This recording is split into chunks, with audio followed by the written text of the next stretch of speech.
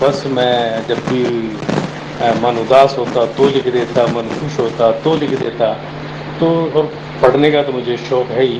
तो इस तरह वो धीरे-धीरे कभी कागज़ पे लिख दिया, कहीं जा रहा हूँ, कहीं कुछ हो गया तो 2 लाइन लिख दी। तो इस तरह वो चीज़ें जो है वो सालों-साल इकट्ठी होती गई। नमस्कार। दस्तक साहित्य संसार के इस मंच पर एक बार फिर से आपका स्वागत करते हैं। जैसा कि आप सब जानते ही हैं कि इस मंच के माध्यम से हम आपको साहित्य की विविध विधाओं के सर्जकों और उनकी उपलब्धियों से परिचित कराने का प्रयास करते हैं। तो आइए इसी क्रम में इस मंच पर आज स्वागत करते हैं अभिनेता व साहित्यकार सागर सैनी जी का। बहादुरगढ़ हरियाणा में जन्मे सागर सैनी जी ने अपनी स्कूली एवं उच्च शिक्षा स्थानीय शिक्षण संस्थाओं से प्राप्त की। बीए के बाद एमए इतिहास महर्षि दयानंद विश्वविद्यालय रोहतक हरियाणा से किया। आपने ड्रामा में एमए पंजाब विश्वविद्यालय चंडीगढ़ से किया। संयोगवश अभिनय के क्षेत्र में आना हुआ और आप इसी क्षेत्र में रम गए। बतौर अभिनेता आपने कई उत्कृष्ट पौराणिक धारावाहिकों में कार्य किया, जिसमें हेममालिनी जी द्वारा निर्देशित आम्रपाली, रामानंद सागर जी द्वारा निर्देशित लोकप्रिय धारावाहिक नारद, श्री कृष्णा, दुर्गा, अलिफ लैला, साईं बाबा आदि उल्लेखनीय हैं।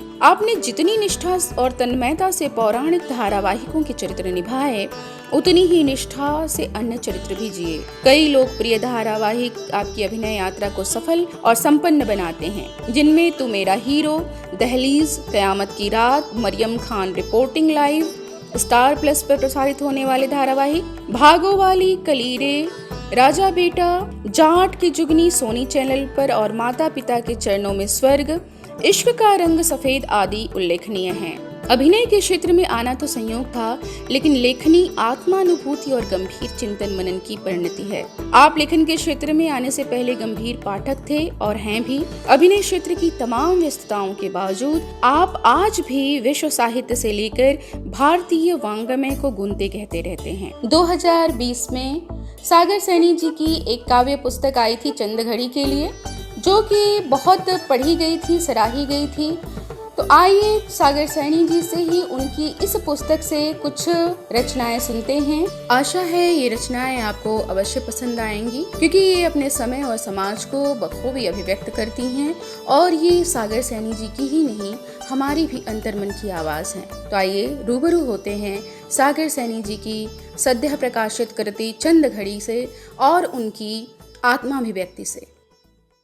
मेरी तमन्नाओं की फहरिस्त कुछ इस कदर आसमां थी, तामीर में उलझा रहा इसी की बेसूद साइक उम्र होने तक। रंगा था जिसके बूते महान होने का इंद्रधनुष मैंने, रंगा था जिसके बूते महान होने का इंद्रधनुष मैंने।